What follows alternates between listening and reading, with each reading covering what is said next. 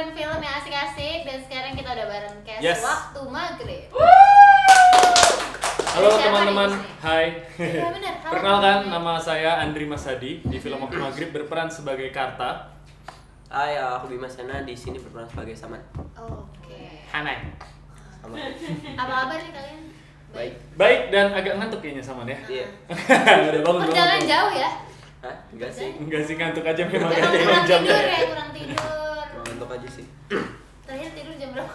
Gak usah ya? Intim banget. Jauh banget gue. ya. Intim Udah banget. makan belum? Iya, makan Lagi apa? kawan. Love you. Gitu. Beda Ngechat umurnya kalau jauh. ngechat itu maksudnya kalau ngechat. Oh iya iya. bener. SOP kalau ngechat PDKT ya. Kok jadi kemana-mana nih ya? Sebelum membahas Waktu Maghrib, boleh dong kasih tahu karakter kalian tuh di Waktu Maghrib tuh jadi apa? Kan ada karakter Karta, ada karakter Saman. Oh. Kenalin sedikit. Oke. Ya.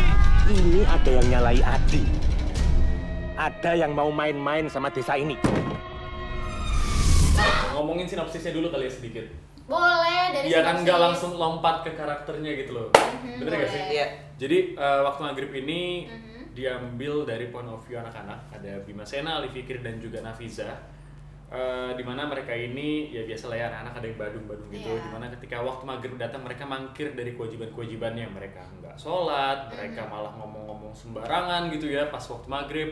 Mereka malah main, malah keluar rumah gitu yang akhirnya membawa malapetaka buat mereka gitu. Jadi malapetaka itu tidak hanya mengganggu ke fisik mereka tapi sampai ke jiwa mereka juga yang akibatnya juga dirasakan sampai ke satu kampung tempat mereka tinggal gitu. Oh, oke. Dampaknya gede berarti ya. Banget. Nah, gimana karaktermu? Duluan. Ih, sweet nih, sweet. Duluan, duluan. Oh. Duluan. Ya udah gue dulu. Enggak ya. Ya udah. Gimana selama syuting? Gue di sini sih kebetulan jadi cameo ya. Kalian nggak lihat kan nggak sadar. Gue mau lewat. nggak sih? Iya. Gue goib pokoknya. Kalau kalian iya. Kebetulan gue berperan sebagai Karta. Mhm. Karta ini tokohnya buat gue spesial di hati. Kayak Indomie ya spesial. Iya, telurnya dua. Boleh. Boleh.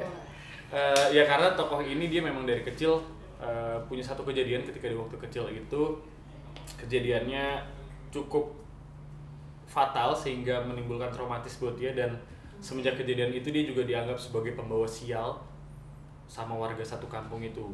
Jadi ya setiap kali ada dia ya dia dianggap pembawa nasib buruk, sial, kemalangan. Jadi dia dibully dan akhirnya dia pun nggak tinggal di satu kampung yang sama mereka ini. Dia tinggal di hutan sendiri dan mengisolasi diri. Jadi dia selama puluhan tahun ada di situ.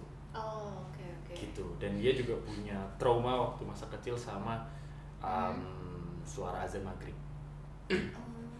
Gitu. Oke, kalau Saman? Ya anak temannya Adi, temen aku satu lagi yang Ali Fikri. Ya anak kampung pada umumnya sih. Cuman ya gitu kalau misalnya lagi maghrib ngomongnya sembarangan apa gitu. Oke. Bener kan? Emang anak kampung pada umumnya gimana ya? Hah? Anak Ya iya pada kayak umumnya gimana? ya biasa kayak sekolah apa gitu. Oh, oke. Sekolah terus juga main gitu. Badung lah. Iya gitu. Badung. Oke. Tapi Gitu. kamu anak kampung nggak? Tergolong anak kampung nggak? Oh, kurang tahu deh. Aku kurang tahu ya. Ya.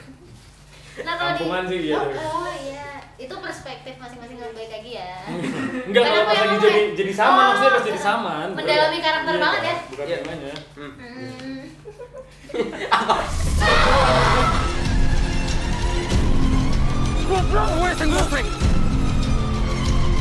Mati. Oh, nih kalau di trailer kan si Sama nih kesurupan ya kan dan segala macam itu lo pendalaman karakternya bisa acting kayak gitu gimana? Diajarin. Dia jadi Oh, ditanya tuh. Gimana dia keseruan beneran kan? Hah?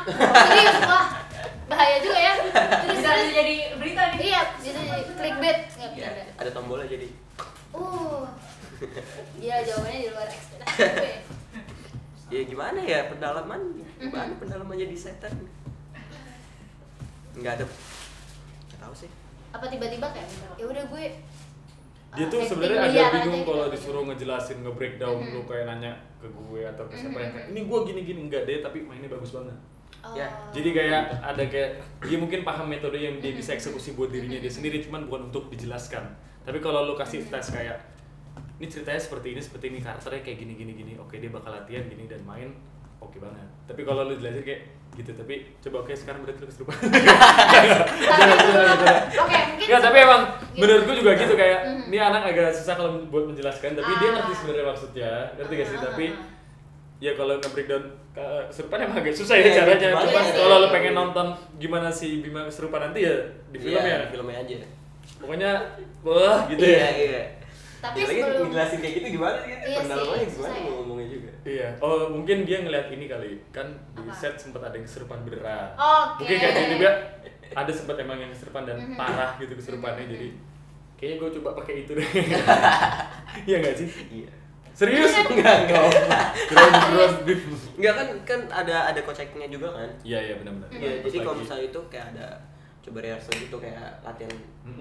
rehearsal latihan Cuman kesurupan. kalau misalnya tuh rehearsal. dijelasin gimana caranya nggak bisa dijelasin ya. itu natural aja. Bingung ya? Iya bingung aja kayak natural aja. Oh, oke. Berapa lama lo bisa acting kayak gitu?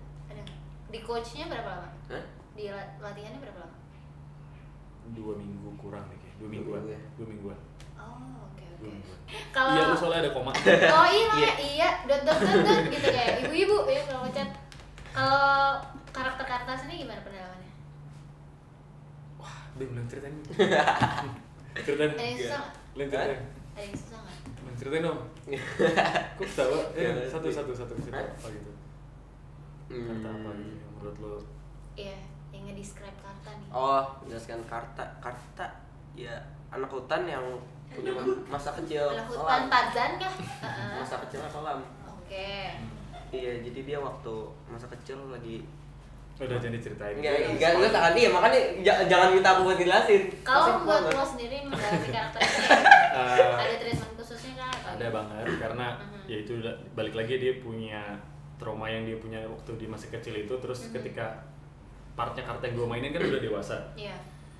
Jadi mau nggak mau gue harus bisa atau tahu background history tentang traumanya itu kan, tentang Iya, trauma benar. depresi yang dia punya, tentang bullying, tentang rasanya terisolasi itu seperti apa sih gitu. Jadi gue sih sebelum syuting waktu itu gue bikin kayak background karakter historinya, sejarah hampir 30 halaman mungkin.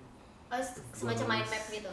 Hmm? Semacam mind map gitu. No. Oh, Background kayak lu ceritain diri lu dari umur 0 sampai umur lu sekarang. Oke. 30 halaman gue bikin kayak gue lahir di mana, nama gue siapa, orang tua gue siapa, tinggi badan gue, suka nggak gue sama kehidupan gue, sosial gue, apa peristiwa-peristiwa yang gue laluin di umur 5, 10, 15, 20 bla bla bla gitu. Gue bikin selengkap-lengkapnya trauma gue ada di titik mana aja, kemudian gue baca berulang-ulang sampai gue benar-benar yakin bahwa ini adalah cerita gue sendiri. Ketika lu ngulangin sebuah kebohongan gitu ya atau cerita yang lu baca berulang-ulang itu kan jadi apa, bukan jadi halusinasi tapi jadi imajinasi kan sesuatu hal yang bisa difaktakan.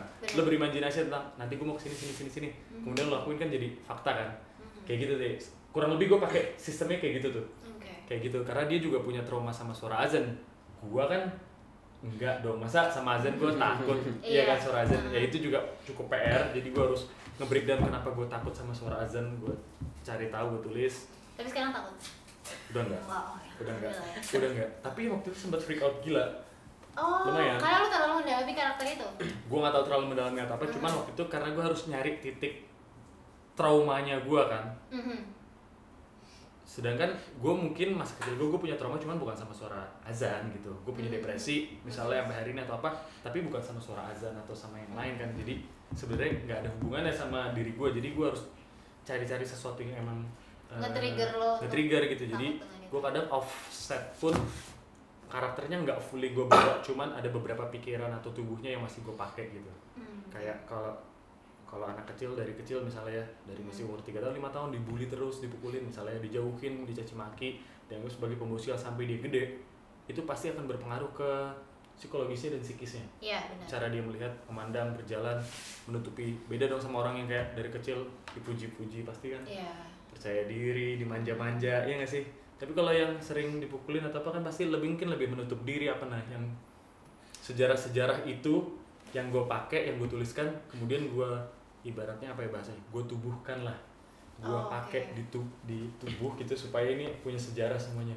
Ini kenapa seperti ini, karena dulu seperti ini, kaki gue kenapa jalan gini, pacing, kenapa suara gue misalnya seberat itu atau apa itu karena dia tinggal di hutan bertahun-tahun tidak pernah berbicara dengan orang. Apa gitu semuanya gue pakai dan ya gitu, nanti nonton aja lah Sikarta itu. Nah itu 30 halaman itu lu bikin berapa lama? Kan pasti banyak banget dong risetnya. Ya lumayan, ya semingguan lah. Cepet lah ya tergolong. Cepet lah. Iya. Karena niat, lagi niat. Nggak tidur ya? 30 lembar kayak Enggak, gue emang soalnya emang udah kebiasaan, jadi gue udah punya ininya loh, kayak template pertanyaan. Iya. Jadi apa? Tahu apa yang harus dicari. Jadi setiap gue masuk sebuah project baru pun gue selalu bikin itu, dari nama apa segala macam itu kayak template-nya aja gue mungkin udah sekitar ada 15 halaman sendiri. Sisanya gue tinggal bikin cerita-cerita yang apa namanya, ya udah gue bikin aja historinya gitu, dari kecil gue ngapain aja sih gitu. Nah kan ini ceritanya berlatar di Jawa ya. Kalian nih ada kesulitan gak sih kayak ngomong pakai logat Jawa gitu? Iya. Banget?